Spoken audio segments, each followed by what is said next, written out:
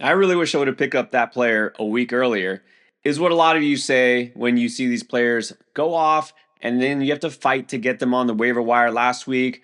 Mentioned guys like Kamani Vidal, Luther Burden, who looks like he might be on his way to breaking out. This is the time to pick up these rookies, these young, unproven players, these backups, anybody who's got that tremendous upside that hasn't yet come through. So let's do it again. Let's start stashing. You got room on your bench. Take a chance on these players. Now, most of the players I discuss are rookies, all right? The players that just aren't really known very well. This is why they're not owned in fantasy. Because if you're on a good team, if you're, somebody who has done something in the NFL, chances are sharp fantasy owners like you, like the players in your league, probably already know about them. And look, everybody knows about Christian Watson, but nobody has picked up Christian Watson just yet because he hasn't played all season. But now is the time to get him before he debuts. So on October 6th, his 21-day window opened up. He was activated off the pup list and he's eligible to come back and play. And so he's been practicing. So there've been some rumblings, but last week, too soon, he didn't play. Will it be week 7? Don't know, but it's not so much about whether it's this week or next week. It's the fact that he is on the verge of coming back and actually playing NFL games for the Green Bay Packers. You talk about that term way ahead of schedule. I mean, this definitely fits. Watson tore his ACL back in January, the end of last season, and already here we go on the way back, less than a full year. So this obviously raises the question of, is he really going to be 100%? And we've seen a lot of receivers, players in general who come back and sure they're playing, but they don't look the same. And Watson is a guy who really depends on that speed. It's a fair question. And of course, we won't have the answer until we see what he looks like out there. A lot of you stashing Chris Godwin, you're probably scared off here. You're like, Chris Godwin didn't even tear his ACL, right? He had, ankle issues, right? It's leg, but it wasn't a full ACL tear. And look what he's done. He's playing, but not last week and not this week. He's been deactivated because of a fibula injury. Didn't look the same when he was playing. And so it's fair to say, well, what if Watson is just out there running routes but not actually catching the ball? This could happen, but you know what? This is kind of what Watson does anyways. Honestly, he's a guy who's just either boom or bust. In rookie year, stepped on the scene. He had 300-yard games, showed that big playability. And then, injuries continue to happen continually throughout his career. He's honestly been known more for the injuries than the performances he's put out there. Last year was kind of weird because he stayed healthy, but he wasn't a major factor. He had 200-yard games. He somehow had 5 games with 0 yards. And these aren't games he was inactive. He was actually on the field and still came in with 0 yards. So, again, I think it's okay to just say, look, I don't want to take a chance here because even if he's playing, might get me a 0. It very well could happen. But at the same time, he's on a good team. Jordan Love is playing great this year.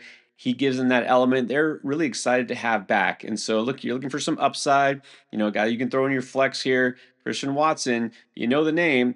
I say nobody's picked him up. That's not exactly true, but less than 10% rostered on Yahoo. Most leagues are not stashing Watson because they don't even know that he's coming back yet, or they're afraid. If you're not scared, take a chance. All right, now a promising young rookie receiver. Will Jaden Higgins get the post-bye bump? We shall find out very shortly. And so the Texans are going to play the Seahawks in week 7. It's not an ideal matchup on paper, but again, keep in mind that Seahawks secondary has been banged up. They just gave up a pretty nice game statistically to Brian Thomas Jr. And so we'll have to see really how involved he can get. That's really the question, isn't whether he can do it or not, is he going to have the chance to do it? We haven't seen a whole lot from Higgins this season. His season high is 32 yards in a game. He did score his first touchdown a couple weeks ago against Baltimore, but that touchdown was his only catch of that game. If you're looking for some glimmer of hope here, it's like, well, okay, right before the bye, he had his season high in targets. It was only 4 targets, though. But again, easing into things, a lot of times after the week off, offensive coordinators try to find ways to work their rookies in, or at least a little bit more. Higgins is somebody they're going to need because basically this offense has been mostly a one-man show through the passing game. It's been Nico Collins. The running game has been uneven at best. And so let's see exactly how high his target share can get because Jalen Noel is a guy who also had scored his first touchdown, but Noel is a slot guy. As long as Christian Kirk's there, he's not a threat to his former teammate. Christian Kirk also got a little bit more involved, but look, he hasn't been nearly as involved as we thought he might be in this offense. So Jaden Higgins does have a chance to make an impact here, especially as a red zone threat. So Tampa Bay, as you know, mentioned already, Chris Godwin out. Mike Evans has been out. Emeka Egbuka is out. Jalen McMillan hasn't played this season. What are we down to here? A lot of people already know the name Tez Johnson. Some people were really excited about him. Now we have to think about the other Johnson. That would be Cameron Johnson. So Tez Johnson, of course, if you follow college football, you know, played at Oregon, had some big games there, good program, especially for receivers transitioning to the pros. Full disclosure, I had no idea who Cameron Johnson was before last week, and I guarantee you didn't either because he had done nothing in the NFL and he is an undrafted free agent out of Barton College, which I had no idea existed either, and neither did you. So, in the limited time Tez Johnson had been on the field before last week when another receiver went down, I mean, he's getting the job done. His separation score really high. I mean, he's been getting open, which makes sense because got a lot of other things to worry about if you're trying to defend that Tampa offense. And Tez Johnson does have some speed. Like I said, more of a big play merchant in college. Just not getting enough targets, but that's the concern here is he just going to be kind of that, well, let's say like another Torrey Horton type who once in a while get you that big catch, that touchdown maybe, but not really get enough targets. And we got to worry now because we thought he would get a much bigger role as soon as Egbuka went out, but it was Cameron Johnson who got more targets. If you want to know more about these players, you know what, do what I did. It's funny because I went to Player Profiler, which is a great job of kind of breaking down these prospects. And I know a lot of other people have done that too because the top two searches today when I was looking up those players was Tez Johnson number one and Cameron Johnson number two. Cameron Johnson has the slight edge in terms of straightaway speed. He runs a 4.40, but not a really high speed score because he stands all of 5'8". When you're that small, you better be fast. Well, he is. Look, he was getting open last week. Baker Mayfield was throwing him the ball. Which Johnson is more valuable in fantasy? Time will tell. As of right now, like honestly, I hope it's neither because I hope that Mike Evans actually comes back and plays. But if he doesn't, I mean, one of these guys is definitely going to have some value this week, maybe both of them. If I had to pick one, I would say, based on what we saw, we have to trust that Baker Mayfield is throwing to the guy he prefers and the guy who's getting open. Cameron Johnson got more targets. Maybe he's the more of a floor play for PPR, if you want to call it that. Tez Johnson more in terms of those big plays, guy who more likely to score a touchdown. They both did last week, but look, Tez Johnson has that more, big play ability down the field. So in a non-PPR league or just looking for that home run play, it's probably Tez. We're looking for 100K. That's right, we're on the way and we need your help. So if you haven't yet subscribed to Fantasy Endgame, just take a second, click that subscribe button now. We definitely would appreciate your help. And don't worry, I got some running backs on the list here. We're going to get to in a second. But first, I don't think we can go much longer without addressing kind of the elephant in the room here. Is Shedeur Sanders going to get a shot? And I mean, like, ever. Sounds hyperbolic. Might not be. Remember, everyone was shocked when he fell to day 2 of the draft. How could nobody draft? All these teams need a quarterback and got Shedeur Sanders there. And then day 3 came. And then he wasn't drafted, and of all the teams he lands with, it's the Cleveland Browns. But all of a sudden, Flacco's gone. Look, Dylan Gabriel, for what it's worth, he's not been bad. He's not been great either. Honestly, how do you throw the ball 52 times and only manage 221 yards? Are they really just going to keep going on like this the rest of the season? It's the Browns, so yeah, they absolutely might. But on the other hand, what do they really have to lose at this point with just giving Sanders a shot? And I know some people will say, hey, there's a lot of quarterback needy teams out there, and maybe they're willing to give a chance to Shedeur Sanders, like the New York Jets. Of course, Jets fans claiming for anybody like other than Justin Fields at this point. I don't see it happening, but look, crazier things have happened here. So there's a chance, right? There's a chance, but I wouldn't count on Sanders being in a different uniform this season. More likely is the fact that now he's officially the number 2 quarterback. Look, if something happens to Gabriel, it's probably going to take an injury at least sometime soon for Sanders to get a shot. And if not, maybe he finally does turn the ball over and maybe they say, okay, let's see what Shedeur has. And whether you love or hate the Sanders family, or maybe you just don't care, look, just purely from a football perspective, he was really good at Colorado. He projected to be a good pro. If he can get a shot, he's got the confidence, It's not a great offense, but look, he can do well enough to have some relevance here. So at least just keep him on the radar in Superflex. An RB who's been high on the radar but is starting to slip a little bit was one of my favorite preseason picks, RJ Harvey. He just needs a shot, right? Needs a shot. I mean, he's been efficient. He's just barely been touching the ball because J.K. Dobbins is there, and J.K. Dobbins, I'll admit, he's got that job. He's got a lock on the 1A, more like of just the RB1 job here. Let's face it, RJ Harvey has been running kind of like a distant second. But RJ Harvey's starting to do exactly what I thought he would do, become that pass catching back. And it's kind of slowly and gradually increasing with each week. Like he's got 16 receptions on the season. It's not a whole lot, but 12 have come just in the past 3 games. Meanwhile, as far as J.K. Dobbins goes, he's only got 6 in the past 3 games. He's only got 9 receptions all season. So Harvey's definitely getting that pass catching work. We just need more carries here, right? Only 33 attempts on the season. He's been pretty good though, 4.7 yards per carry. We just need more. Look, it may take a Dobbins injury here, but if that injury happens, you bet people are going to be spending up to get RJ Harvey. I still think he's a high end handcuff because in that Denver offense, super valuable to have the starting running back. Denver right now on the season is 7th in terms of total rush attempts and 6th in rushing yards.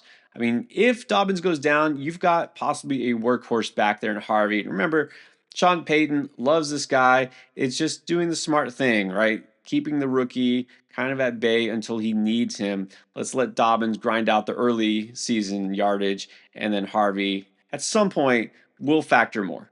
I will fully admit, a guy I liked a lot in the preseason as well, and I really had to pull away from as the writing was on the wall for Caleb Johnson.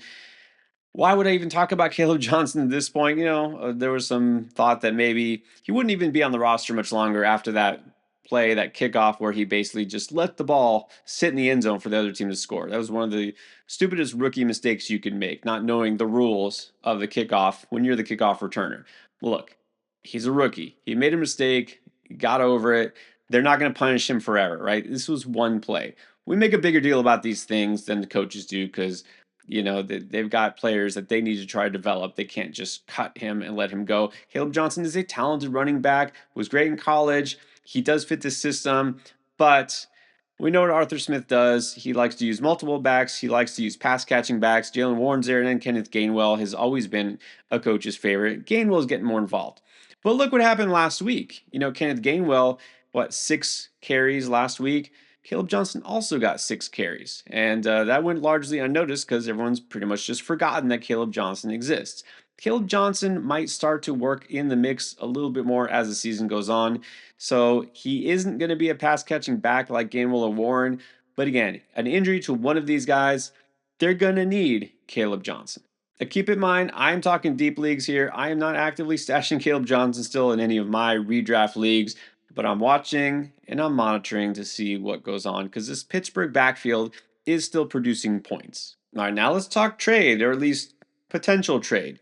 The rumors always come out and nothing necessarily happens like we think it will. There's probably going to be some players that swap teams. And speaking of the Pittsburgh Steelers, they still need a receiver, and they need one even worse than before because Calvin Austin, who's the number 2 guy, has been hurt. Not sure his status right now. What if they pull off a trade for a guy like Rashid Shaheed? The New Orleans Saints, by the way, have several players who are rumored to be on the trading block. Alvin Kamara is not one of them. Rashid Shaheed is. It only makes sense. He's in a contract year. They're not going anywhere. So if Shaheed does get moved, again, no guarantees there, but if it happens, they're probably going to give that slot role and a lot more targets to a guy they traded for some reason, still can't figure out why. They traded for Devon Villay in the preseason. I remember Villay was with the Broncos last year, had a little bit of a role, had some nice games, but disappear at times. That's just how that Broncos pass offense is. Well, this Saints pass offense is very limited. It's a lot of Chris Olave, a fair amount of Rashid Shaheed. That's pretty much it. They don't throw it to other receivers. Even the veteran Brandon Cooks, he gets like 1 target per game. Look, they might give Villay a fair shot to be the slot guy, but also to be involved. If Shaheed is gone, it's going to have to be. Villay is a guy they identified. Obviously, you don't trade for a player unless you specifically want him. It's not like they give up great capital to get him. It was a late round pick, but still. You got to figure he's going to factor in at some point, and maybe this is part of the master plan. Definitely not part of the Giants' master plan was to have Lil Jordan Humphrey as their starting X receiver in week 7 of the NFL season, but here we are. Like you already know, Malik Neighbors out. Darius Slayton, who would have filled that role then, he's hurt, hamstring still bothering him. And so, former Bronco and Saint, Lil Jordan Humphrey, is the guy who is now starting alongside Wan'Dale Robinson in that offense. This is actually the 4th team now for Humphrey, and he's one of these guys who just never really makes the cut to start the season, but he just pops up mid-season. This is what he does, right? He'll come out of nowhere. You're like, oh, I didn't realize he was on that team, and he'll have a good game, and then he'll disappear. And, I mean, he may not disappear. Maybe this is where he sticks again out of need. Jalen Hyde's just is not it, right? He's going to be one of those guys who just runs deep and doesn't get a whole lot of targets. But last week, Lil Jordan Humphrey still has one of the greatest names in the NFL.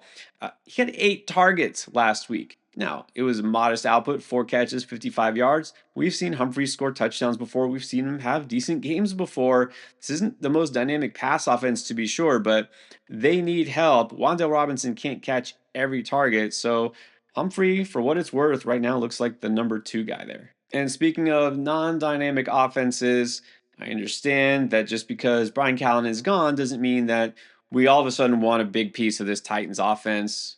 But let's talk trade again here.